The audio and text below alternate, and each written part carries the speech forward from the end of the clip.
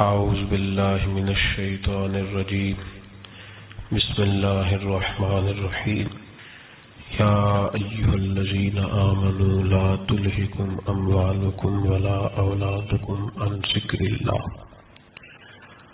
صدق الله العظيم صدق رسوله النبي الكريم إن الله وملائكته يصلون على النبي يا أيها الذين آمنوا صلوا عليه وسلموا تسليما اللهم صل على سيدنا ومولانا محمد معدن الجود والكرم وآلہ وصحبہ وبارک وسلم۔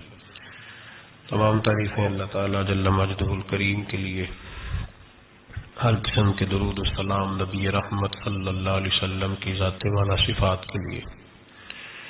حمد و صلات کے بعد دین اسلام کا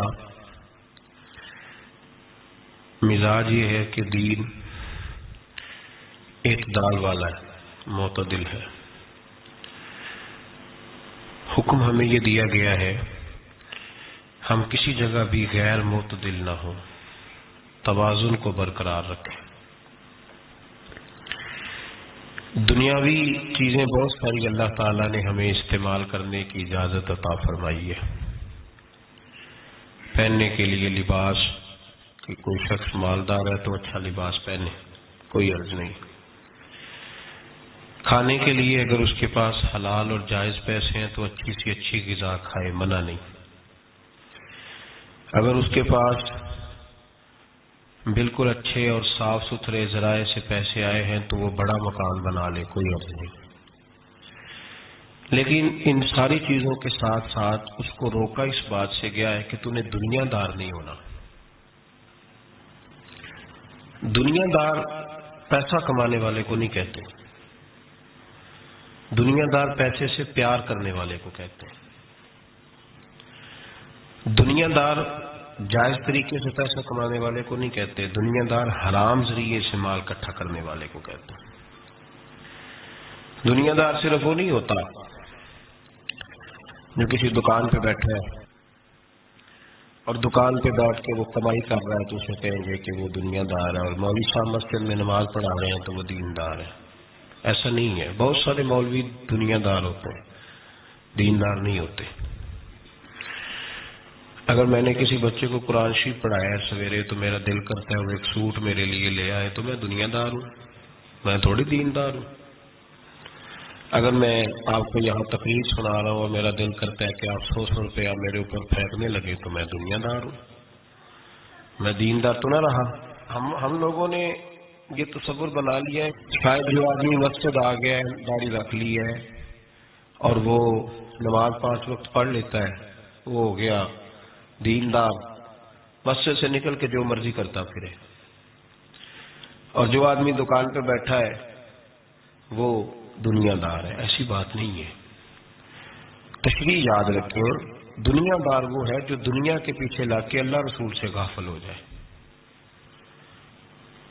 اور وہ دنیا دار زیادہ برا نہیں، وہ دنیا دار زیادہ برا نہیں جو دکان پہ بیٹھا ہے صبح سے شام تک پیسے کما رہا ہے، وہ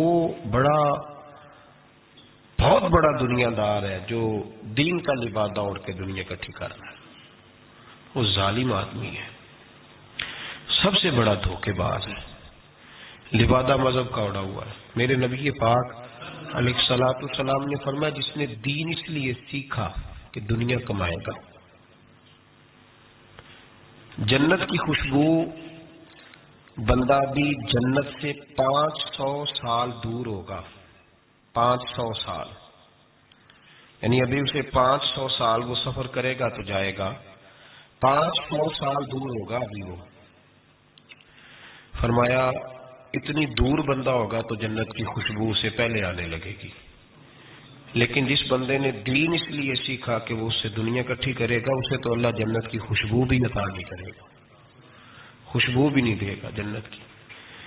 تو یاد رکھیں دنیا داری بہت سارے نقصانات کی جڑ ہے۔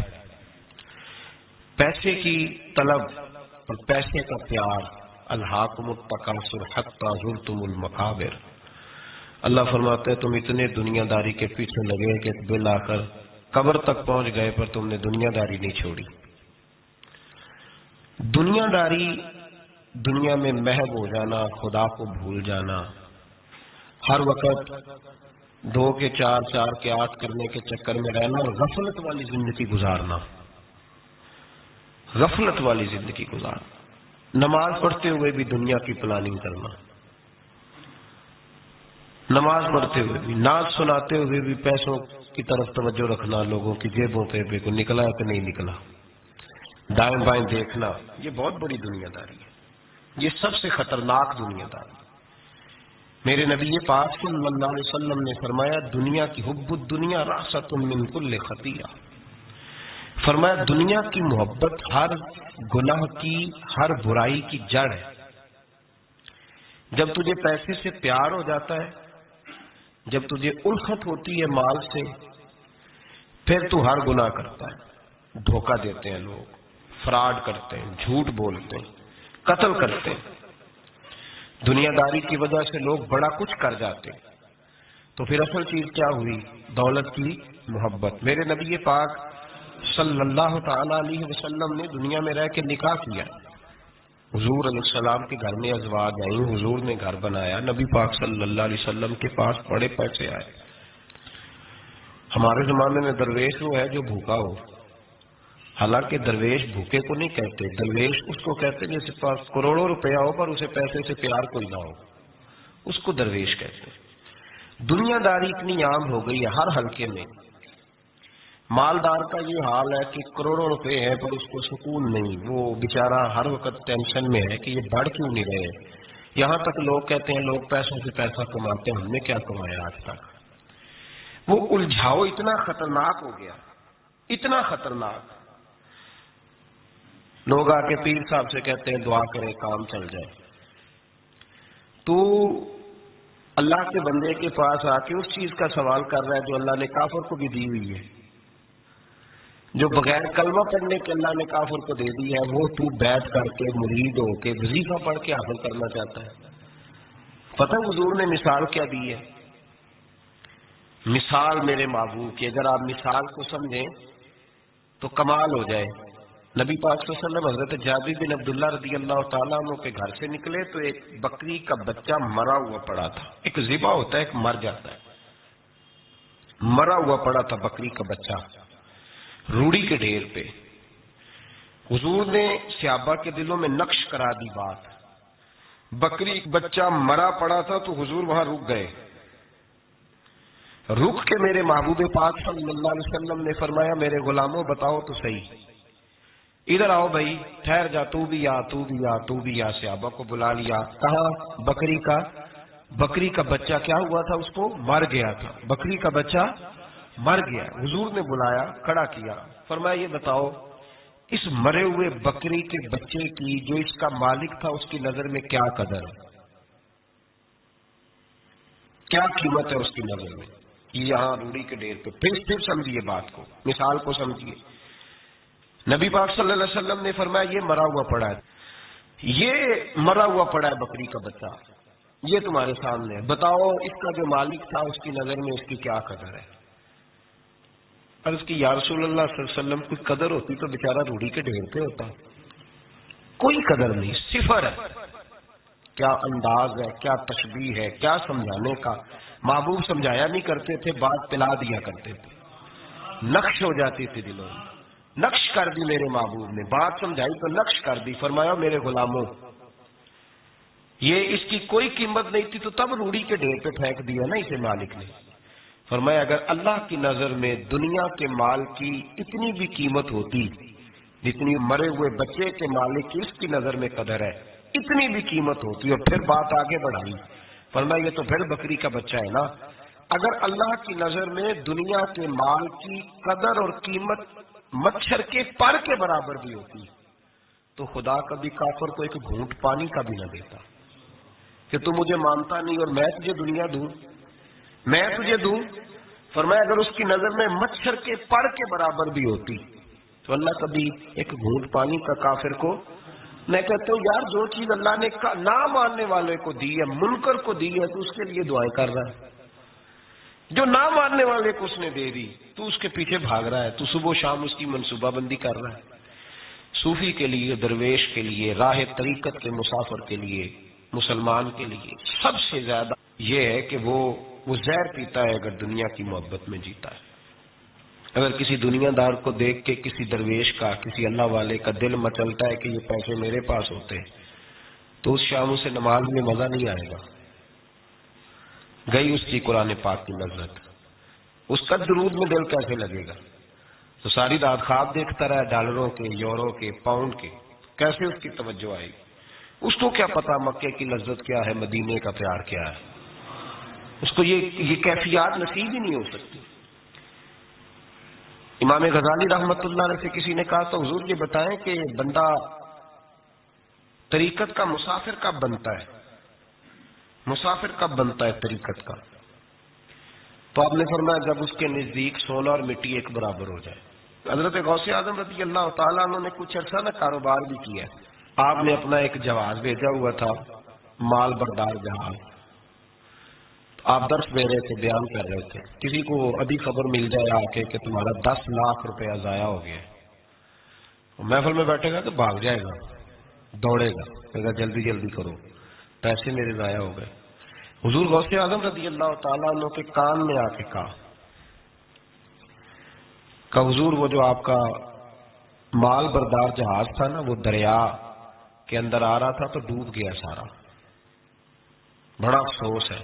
تو آپ فرمانے لگے چپ کر جا، اتنی ضروری بات تھی جو تقریر کے دوران ہی تو نے آ کے بتا دی ہے، ڈوب گیا تو ڈوب جائے، کوئی عرض نہیں، چھوڑ۔ یہ لفظ آپ نے کہے تو وہ بندہ بیٹھ گیا ڈر کے، ایک اور آیا بھاگا بھاگا پیچھے سے، کہنے لگا حضور مبارک ہو، مبارک ہو، مبارک ہو۔ کیا ہوا؟ کہنے لگا حضور وہ جو آپ کا مال بردار جہاز دریا میں ڈوب گیا تھا نا، وہ واپس اوپر آ گیا۔ آپ فرمانے لگے چپ کر جا، کوئی اتنی ضروری بات تھی جو دوران تقریر ہی تو نے مجھے سنا دی ہے، چپ کر جا، کوئی ضروری بات تھی، چھوڑ، آ گیا چلا گیا، دنیا کا مال تھا، مجھے خبر دینی ہو تو یہ دینا کہ میرا رب راضی ہو گیا ہے، مجھے خبر دینی ہو تو یہ دینا کہ میرے رسول کی طرف سے پیغام آیا ہے، یہ خبر دینا کہ آج کسی نے کہا ہے کہ تجھے وہاں یاد، یہ کون سی خبریں ہیں؟ دنیا داری کے معاملات۔ مبارک ہو جی، مبارک، کس بات کی؟ تیری کمیٹی نکل آئی ہے، بڑی مبارک ہے بھائی، حد ہو گئی، کیسی مبارک، کس طرح کی مبارک؟ حضرت ابو الحسن خرقانی بہت بڑے درویش تھے، محمود غزنوی مرید تھا، محمود غزنوی بادشاہ وقت، اور بو علی سینا جیسے سائنسدان آپ کے مرید تھے۔ ایک دن سر میں خارش ہونے لگی تو خادم کو بلایا، خادم کو کہنے لگے یار دیکھنا کہ جمعے تو نہیں پڑ گئی میرے سر میں۔ اس نے کہا حضور آپ اس طرح کریں، ذرا کرتے کے بٹن کھولنے پیچھے کریں تو میں نا ایک تیل ہے اس کو رگڑتا ہوں، سنا وہ تیل سر میں ڈالیں تو جمعے جو ہوتی ہیں نا باہر نکل آتی ہیں۔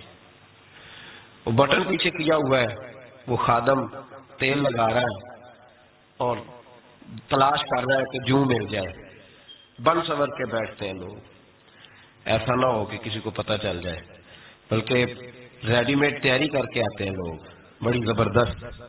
حضرت ابو الحسن خرقانی رحمت اللہ تعالی علیہ تو پہلے دن جو خادم تھا وہ جمعے تلاش کر رہا ہے، تو پہلے دن محمود غزنوی ملنے آ گیا، بادشاہ۔ سومناتھ کے مندر نہیں فتح ہوتے تھے، بڑے اس نے حملے کیے ہندوؤں پہ، پر وہ مندر نہیں فتح ہوتے، اس سے کسی نے کہا جا کسی درویش سے دعا کرا کے آ۔ وہ حضرت ابو الحسن خرقانی کے پاس دعا کرانے آیا پہلے دن، باہر شور ہونے لگا، اچانک آ گیا، شور ہونے لگا، آپ نے کوئی توجہ، خادم کرنے لگا حضور باہر پتہ نہیں کیا شور ہے، پر میں چھوڑ یار میرے سر میں خارش بڑی ہو رہی ہے، شور بعد میں دیکھیں گے، جوں دیکھ کوئی ملتی ہے کہ نہیں، ادھر دیکھ۔ تھوڑی دیر گزری تو محمود غزنوی دروازے پہ آ گیا۔ جب وہ دروازے پہ آیا نا تو حضرت کا تو سر جھکا ہوا تھا، خادم دیکھ رہا، اس نے دیکھا، کہنے لگا او ہو حضور یہ دیکھیں کیا ہو گیا۔ فرمانے لگے کیا ہوا ہے؟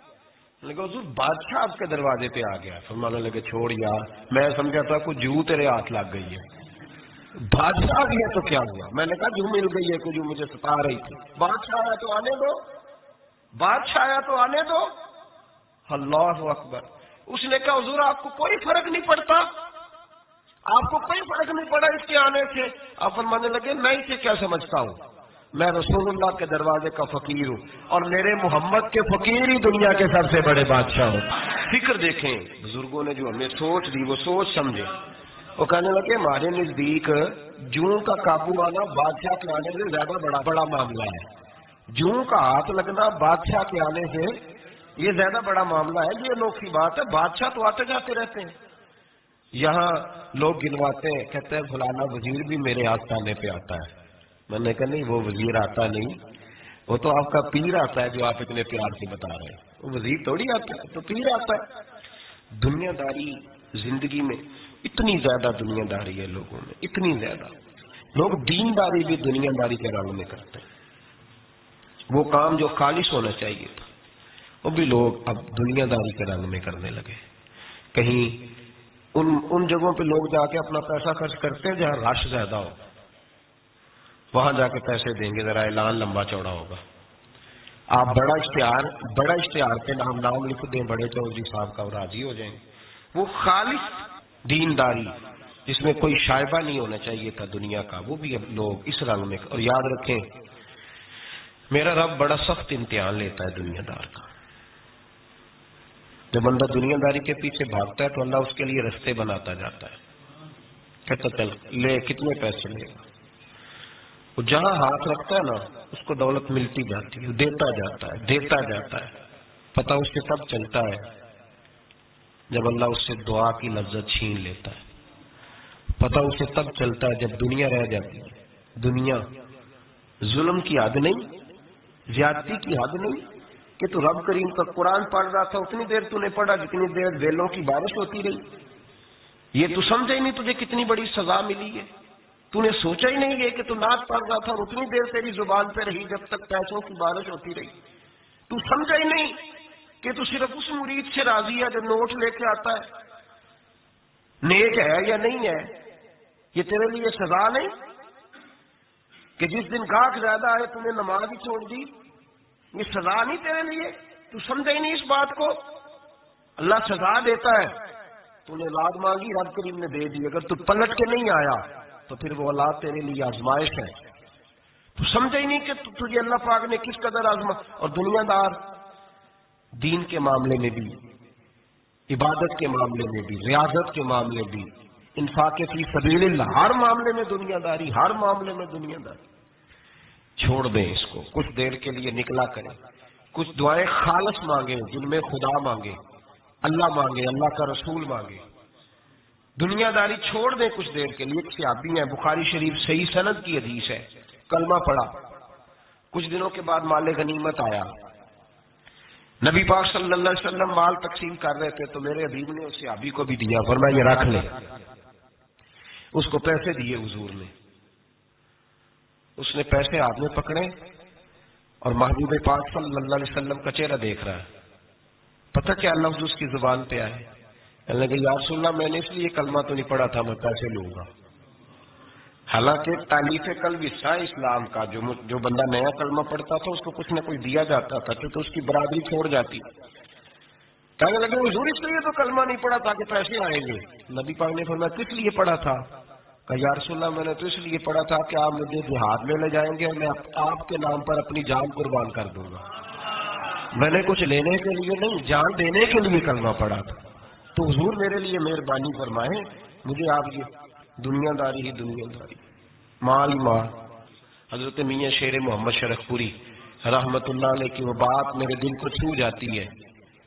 ایک آپ سے شخص آ کے کہنے لگا حضور میں پہلے غریب تھا فلاں جگہ میں نے. ہاں یہ بات بالکل درست ہے کہ شیخ جو کامل ہوتا ہے وہ دعا کرتا ہے اللہ کی بارگاہ میں, یا اللہ یہ میرے پاس آیا تو اسے کوئی کمی بھی نہ رہے, کوئی بھی نہ رہے. یہ تو اس کی اپنی درویشی ہے نا کہ وہ یہ بات کہے, تو اپنا رنگ ہے اس کا. میاں صاحب کے پاس آیا تو آ کے کہنے لگا حضور میں فلانے آدمی کا مرید ہوا ہوں, ایک کارخانہ تھا اب 4 ہو گئے. تو آپ فرمانے لگے تیرا تو بیڑا گرک ہو گیا, چاہیے تھا تیرا ایک بھی چھڑاتے, تجھے اللہ اللہ پہ لگاتے, تجھے اور بھسا دیا دنیا میں. یہ کون سی تم نے درویشی اختیار کی, اور کارخانے بڑھ گئے تیرے. حضرت عیسیٰ علیہ الصلوۃ والسلام کے پاس ایک شخص آیا تو اس نے آ کے کہا میں نے آپ کے ساتھ رہنا ہے. حضور میں نے آپ کے ساتھ رہنا ہے۔ آپ فرمانے لگے دنیا دار بن کے رہو گے کہ دیندار؟ کہنے لگا جی میں دیندار بن کے رہوں گا۔ فرمانے لگے دنیا کی طلب نہ کرنا ورنہ میری صحبت میں نہیں رہ سکوں۔ حضرت عیسیٰ علیہ السلام نے شادی نہیں کی، مکان ہی نہیں بنایا، ایک تکیہ، ایک پیالہ، ایک کمبل، جہاں رات ہوتی وہیں سو جاتے۔ ایک دن ایک شخص کو دیکھا کہ وہ نا ڈھلان بنی ہوئی تھی، پتھر کی پہاڑ تھوڑی سی ڈھلان بنی ہوئی تھی تو نیچے لیٹا ہوا ہے۔ آپ نے کمبل بھی صدقہ کر دیا، کہنے لگے آج کے بعد جہاں ڈھلان بنے گی وہاں سو جائیں گے، کمبل کی ضرورت ہی کوئی نہیں۔ کچھ دنوں کے بعد ایک شخص کو دیکھا کہ وہ اپنے ہاتھ کا تکیہ بنا کے سویا ہوا ہے، تکیہ بھی خیرات کر دیا، کہنے لگے اس کے بغیر بھی گزارا ہو سکتا ہے۔ کچھ دنوں کے بعد دیکھا کہ ایک آدمی چلو میں پانی پی رہا ہے، پیالہ بھی اللہ کے راستے میں دے دیا، کہنے لگے چل جائے گا کام اس کے بغیر۔ پر میں دنیا دار بن کے نہ آنا، کہنے لگا نہیں صاحب میں دیندار بن کے آؤں گا۔ جناب عیسیٰ علیہ السلام نے رکھ لیا۔ آپ پہلے دن ہی کہنے لگے چل آ جا روٹی کھا لے۔ 3 روٹیاں منگائیں، اس کو ساتھ بٹھایا، فرمانے لگے میں تو ایک کھاؤں گا، تو کتنی کھائے گا؟ کہنے لگا کہ میں بھی ایک ہی کھاؤں گا۔ ایک روٹی اس نے کھا لی، ایک آپ نے کھا لی، تیسری روٹی چھوڑ کے جناب عیسیٰ علیہ السلام دریا کنارے وضو کرنے چلے گئے۔ واپس آئے تو روٹی کوئی نہیں تھی۔ اللہ کے نبی تھے، جان گئے۔ رب کریم کا بندہ بھی جان جاتا ہے۔ اقبال کہتے ہیں اولیاء کیا ہیں جواسی سلول قلوب، کہتے ہیں رب کے ولی کو ٹٹولا نہ کر، وہ تو دلوں کے حال بھی جانتا ہے۔ انہیں ٹٹولا نہ کر، غبار آلود سمجھ کر حکارت سے نہ دیکھ ان کو، انہی کی ٹھوکروں سے سلطنت بنتی بگڑتی ہے۔ اور اقبال کہتے ہیں نہ تیغ و تیر میں نہ لشکر و سپاہ میں، نہ تیغ و تیر میں نہ لشکر و سپاہ میں، کہتے ہیں نہ تلوار میں نہ تیر میں نہ لشکر میں نہ فوجوں میں، نہ تیغ و تیر میں نہ لشکر و سپاہ میں ہے، جو بات مرد کلندر کی بارگاہ میں ہے، جو بات مرد کلندر کی بارگاہ میں۔ تیسری روٹی کدھر ہے؟ کہنے لگا حضور مجھے نہیں پتا۔ فرمانے لگے تجھے پتا ہے پر تو بتا نہیں رہا۔ کہنے لگا مجھے تیسری روٹی کا پتا۔ حضرت عیسیٰ علیہ السلام ایک ہرنی جا رہی تھی، اس کے ساتھ 2 بچے تھے، آپ نے ایک بچہ پکڑا، اس کو ذبح کیا، لکڑی جلائی، اس کو بھونا، اس کو بھی کھلایا، خود بھی کھایا، ہڈیاں جمع کر دیں۔ جب وہ ہڈیاں اس پہلو کو ذرا سمجھیے گا، جب کھا گئے تھے ہڈیاں جمع، وہ ہرنی بھی کھڑی ہے، دوسرا بچہ بھی کھڑا ہے، ایک بچہ کا ذبح کر کے کھا لیا، دوسرا کھڑا ہے۔ جب پیٹ بھر لیے وہ بھی ڈکار لینے لگا سامنے، تو حضرت عیسیٰ علیہ السلام ہڈیوں سے کہنے لگے چلو اٹھ جاؤ اللہ کے حکم سے۔ ہرنی کا بچہ پھر سے زندہ ہو گیا، وہ چلا گیا، ماں اس کو ساتھ لے کے روانہ۔ فرمانے لگے دیکھ اللہ نے مجھے معجزہ دیا ہے، ہم نے کھا بھی لیا ہے اور بچہ چلا بھی گیا ہے، ہمارے پیٹ میں ہے بھی، اور اب تو بتا دے روٹی کس نے کھائی ہے؟ کہنے لگا جی مجھے نہیں پتا، نہیں پتا مجھے۔ حضرت عیسیٰ علیہ السلام اس کو ساتھ لے کے بڑھے تو دریا کے اوپر، پانی کے اوپر پیدل چلنے لگے، دریا پار کر گئے۔ فرمانے لگے تو پانی پہ چلتا رہا ہے، سارا پانی کراس کر گیا ہے تو ڈوبا نہیں، اب بتا دے روٹی کس کے پاس ہے؟ کہنے لگا نہیں پتا مجھے پتا۔ اللہ اکبر، کیا خوب لفظ کہہ گئے سجادہ نشین حضرت پیر میر علی شاہ صاحب رحمت اللہ علیہ، بے قدرہ کچھ قدر نہ جاتی کیتی خوب تسلی ہوں، اے دنیا دار پجاری زر دے کتیاں دے گل ٹلی ہوں۔ سارا دریا اتنا بڑا دیکھتے ہیں لوگ جو آتے ہیں نا درویشوں کے پاس، بڑے رنگ دیکھتے ہیں پر بدلتے نہیں، رنگ بڑے دیکھتے ہیں پر اپنے آپ کو تبدیل ہے۔ او بانج فقیروں کسے نہیں مارے آئے ہوئی چور اندر دا ہوا، دیکھتے بڑا کچھ ہے بدلتے نہیں، نہ بدلا۔ حضرت عیسیٰ کہنے لگے منوا کے میں بھی چھوڑوں گا، تو مانے گا۔ آپ نے نا ریت کٹھی کی، ریت 3 حصوں میں ریت جمع کر لی اور پھر اس پر کچھ پڑھ کے پھونکا تو وہ سونا بن گئی۔ 3 ڈھیریاں تھی ریت کی، پھونکا تو سونا بن گئی۔ آپ فرمانے لگے یہ سونا تیرا، ایک ڈھیری تیری، ایک میری، اور تیسری اس کی جس نے تیسری روٹی کھائی ہے۔ کہنا جی میں ہی کھا دی، میں نہیں کھائی، یہ تیسرا اس کا حصہ جس نے تیسری، کہنے لگا میں نہیں کھائی ہے، مان گیا۔ ذرا بات کو سمجھے، پانی پہ پیدل چلا ہے پر مانا دنیا دار ہے نا، مانا نہیں۔ آدمی کا بچہ زندہ ہوتا دیکھا ہے پر مانا دنیا قابو آنے لگی ہے تو مان گیا ہے، کہنے لگا جی میں نہیں کھائی ہے۔ فرمایا او بھلے مانس، تجھے کہا تھا دنیا داری نہ کرنا، تجھے جناب عیسیٰ کی صحبت ملے گی، پر تو ایک روٹی پہ رہ گیا یار۔ کہاں دنیا دار پجاری زرد دے کتیاں دے گل ٹلی ہوں، کہاں رہ گیا۔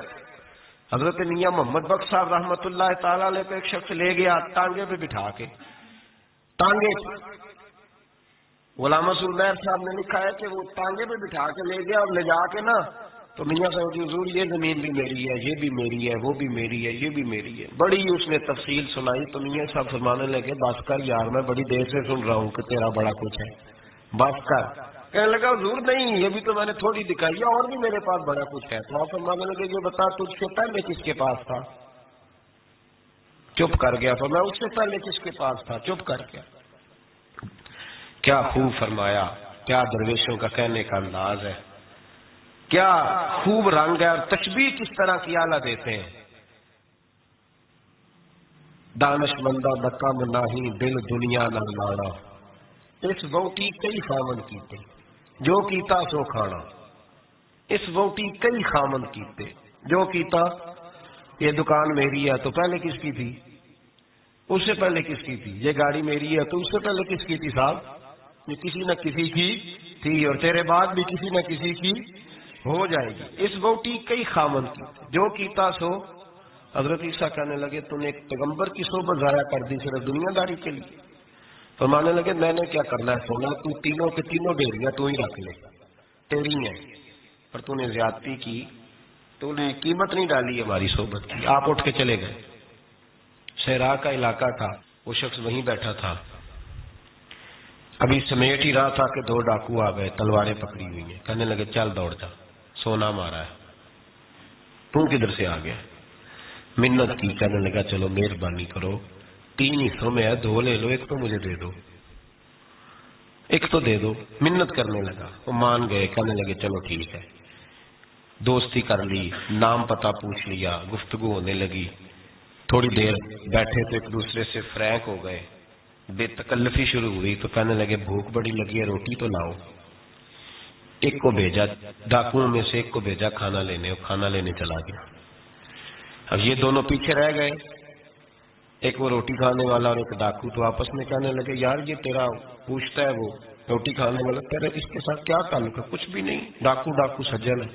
کہنے لگے ایسے اتنا سونا اسے دے رہے ہیں، آتا ہے تو دونوں پکڑ کے مار دیتے ہیں اس کو، اور سونا دونوں آدھا آدھا بانٹتے ہیں۔ بالکل ٹھیک ہے، میرا کون سا چچا کا بیٹا ہے، چھوڑو، ویسے اس دور میں چچا کے بیٹے بھی پکڑ ہی لیتے ہیں اگر کبھی مسئلہ بن جائے تو۔ چلو جی فیصلہ ہو گیا۔ اب وہ جو گیا وہ بھی تو دنیا دار تھا نا، اس نے کھانا خریدا تو اس نے کہا میرا کون سا ان سے گرانا ہے، اس نے روٹی میں زہر ڈال دیا۔ اس نے کہا میں ان کو ماروں گا اور سارے سونے پہ قبضہ کروں گا۔ حب الدنیا راست من کل خطیہ، ہر برائی کی جڑ ہے۔ وہ کھانا لے کے آیا، ابھی اس نے رکھا ہی تھا، دونوں نے حملہ کر دیا، پکڑا اور مار ڈالا۔ وہ مر گیا۔ اب یہ مزے سے بیٹھ کے روٹی کھانے لگے، سیر ہو کے پیٹ بھر کے روٹی کھائی۔ چند لمحے گزرے تو دھڑام سے روح پرواز کر گئی۔ حضرت عیسیٰ 1 گھنٹے کے بعد گزرے، 3 لاشیں پڑی اور سونا ویسے کا ویسا پڑا۔ ایس روٹی کئی خامن کیتے جو کیتا سو کھانا، سونا ویسے کا ویسے پڑا ہے۔ جناب عیسیٰ علیہ السلام کھڑے ہو کے اپنے حواریوں سے کہنے لگے اس کو کہا تھا تو صحبت حاصل کر، دنیا داری سے بچ، لیکن اس نے دنیا داری کو فوقیت دی، ایک پیغمبر کی صحبت کو فوقیت۔ آج نقصان یہ ہوا ہے کہ خود مرا ہے اور 2 لاشیں اور بھی اس نے ساتھ کٹھی کر لی۔ دنیا داری سے بچ جائے، اس سے بچیں، ضرورت کی حاصل کریں، ضرورت سے زیادہ نہیں، ضرور محنت کریں، جدوجہد، حلال روزی کمائیں اللہ کے راستے میں دینے کے لیے، غریبوں کی مدد کرنے کے لیے ضرور کریں، لیکن اس کو مشن نہ بنائیں، یہ مشن نہیں۔ اگر آپ نے صبح سے لے کے شام تک 3 گھنٹے وقت گزارا ہے تو پھر آپ کا 2 گھنٹے اگر دنیا میں گزرے تو 1 گھنٹہ دین میں گزرنا چاہیے نا، ورنہ آپ کا دن ضائع ہو گیا ہے۔ کم از کم تیسرا حصہ تو دین کو دو۔ ہمارے بزرگوں نے ضمناً دنیا داری رکھی، ضمناً کہتے تھے ہم تو اتنی روزی کماتے ہیں کہ کمر سیدھی ہو سکے۔ ایک تو میرے عزیز یہ یاد رکھیں کہ اپنے ہمہ وقت زندگی کو، دنیا کو ٹائم نہ دیں، دنیا کو اتنا ٹائم دیں جتنی کہ اس کے لیے حضرت علی المرتضیٰ رضی اللہ تعالیٰ عنہ کا ایک فرمان یاد رکھیں۔ آپ فرمایا کرتے تھے میں دنیا کے لیے اتنی محنت کرتا ہوں جتنا میں نے دنیا میں رہنا ہے، اور آخرت کے لیے اتنی محنت کرتا ہوں جتنا میں نے آخرت میں۔ جو آدمی 500 سال پہلے فوت ہو گیا تھا وہ کہاں ہے؟ ابھی قبر میں ہے۔ زندگی کتنی گزار کے گیا؟ 60 سال 70 سال۔ تو جتنا دنیا میں رہنا ہے اتنی اس کے لیے جدوجہد کریں، جتنا جانا ہے اتنا جانے کے لیے محنت کریں، اپنے آپ کو ضائع نہ کریں۔ اور یہ جو اللہ اللہ سیکھ رہے ہیں لوگ درویشی کے راستے پہ، ان کے لیے تو موت ہے، یاد رکھیں۔ جتنا زیادہ دنیا کی طرف جائیں گے اتنا، دیکھیں نا اللہ تعالیٰ شراکت کو تو پسند فرماتا ہی نہیں۔ اگر آپ نے، اور پھر میں نے کہا کہ جس بندے نے، اس نے نماز پڑھ کے بھی یہی سوچا ہے کہ میں نے نکل کے پیسے لینے ہیں، کیا اس نے حاصل کیا؟ اپنے آپ کو خوددار رکھیں، کبھی کسی موقع پر کسی بھی لحاظ سے اپنے آپ کو دنیا داری کے معاملے سے کمزور ظاہر نہ کریں۔ دنیا کا پیار جہاں آ گیا بس ختم، طریقت ختم۔ اگر آپ کی جدوجہد یاد رکھ لیں، آپ روحانی طور پہ مریں گے جس دن توجہ دنیا کی طرف کر لیں، اللہ اللہ کی لذت ضائع ہو جائے گی۔ اور پھر ایک اور بات لکھ لیں، تجربے کی روشنی میں عرض کر رہا ہوں، لکھ لیں اس کو کسی جگہ، کسی ایسی جگہ نقش کر لیں جہاں سے کبھی مٹے نہ۔ ہم نے اپنے بزرگوں کی صحبت میں رہ کے ایک تجربہ سیکھا ہے، جس کی پیسے کی طرف توجہ ہوتی ہے پیسے اس کے آگے دوڑنے لگ جاتے ہیں، وہ دوڑتے ہیں، تو تھک جائے گا، ان تک پہنچ نہیں سکتا، تھکا کے ماریں گے تجھے پیسے، اور تو اپنا چہرہ پھیر پیسوں کی جانب تیرے پیچھے دوڑنے لگ جائیں گے، پیچھے پیچھے دوڑیں گے، بھاگتے پھریں گے تیرے پیچھے، بھاگتے ہیں پیچھے۔ لوگ کہتے ہیں نہیں رہنے دو، ضرورت نہیں۔ دنیا کا مزاج ہے، جو دنیا کے پیچھے بھاگتا ہے اس کے آگے بھاگتی ہے، اور جو منہ موڑ لیتا ہے اس کے پیچھے لگ۔ درویشی اختیار کرنے کا ارادہ تو کریں، ہم پروگرام ہی نہیں بناتے، ہمارا ارادہ ہی نہیں بنتا، ارادہ تو کریں۔ اور بھائی جس دن ارادہ ہو جاتا ہے اسی دن اللہ نوازنا شروع کر دیتا ہے، جس دن ارادہ ہوتا ہے اسی دن اللہ کہتا ہے چل کھول گیا وَيَرْزُقْهُ مِنْ حَيْثُ لَا يَحْتَسِبُ، اب تجھے وہاں سے دینا جہاں سے تیرا کبھی گمان بھی نہیں گیا ہوگا۔ اس لیے میرے بھائی توجہ اللہ کی طرف، خبردار یہ دنیا داری جتنی اس کی ضرورت ہے اس کو اتنا کرو۔ میرے نبی پاک نے زہد اختیار فرمایا ہے، زہد، دنیا داری، پیسے بڑے اچھے ہوتے تو سب سے زیادہ میرے مصطفیٰ کی تجوری میں ہوتے، سب سے زیادہ۔ اگر آپ توجہ دنیا داری کی طرف کریں گے تو حالات خراب ہو جائیں گے، توجہ رب رسول کی طرف رکھیں، بڑی جلدی بہتری۔ محمود غزنوی نے نا ہیرے بکھیر دیے، خزانوں کے منہ کھول دیے، کہنے لگا جو جس پہ ہاتھ رکھے گا شاید اسی کی ہو جائے گی۔ کھول گئے دروازے، جو لوگ دوڑے، پتا تھا بادشاہ کے پاس کیا کیا ہے، یوں سمجھ لے کسی نے پجاروں پہ ہاتھ رکھ دیا، کسی نے جا کے تو وہ جو آپ بندے ہوئے تھے بڑے بڑے جانور استبل میں، اس نے کہا حویلی گھوڑوں سمیت میری، کسی نے کسی شہر پہ، کسی پہ کسی شہر، دوڑنے لگے، جس پہ جو ہاتھ رکھے اسی کی۔ ایاز بڑا سیانا تھا، پیچھے سے اٹھا، دھیما دھیما آ کے تو محمود غزنوی کے کندھے پہ ہاتھ رکھ دیا۔ اس نے کہا تجھے کوئی شے نہیں چاہیے؟ کہا بادشاہ تو وعدے پہ قائم رہے، تو نے کہا تھا جو جس پہ ہاتھ رکھے گا اسی کا ہو جائے گا، تو مجھے جو شے چاہیے تھی میں نے ہاتھ رکھ دیا ہے، اب تو بتا وعدے پہ قائم ہے کہ نہیں؟ تو محمود نے اٹھ کے سینے سے لگایا، ماتھا چوما، کہا یار بات ختم ہو گئی، دنیا دنیا داروں کی، مال مالداروں کا، ہر شے جس نے جو مانگی اس کی، پر ایاز محمود تیرا ہی رہے گا، محمود تیرا ہی رہے گا، محمود تیرا ہی رہے گا۔ نہ وہ غزنوی میں تڑپ رہی، نہ وہ خم ہے زلف ایاز میں، نہ وہ حسن میں رہی شوخیاں، نہ وہ عشق میں رہی گرمیاں، کہا یہ تیرا ہی رہے گا۔ او بھائی ایاز ہمیشہ فائدے میں رہا، ہمیشہ اس کے لب ہلتے تھے تو محمود ہر شے نشاور کر دیتا تھا۔ کیوں ایک پجاروں کے پیچھے بھاگتے ہو؟ وہ چابی کیوں نہیں لیتے جس سے سارے خزانے کھل جاتے؟ وہ چابی کیوں نہیں لیتے جس سے سارے خزانے کھل جاتے؟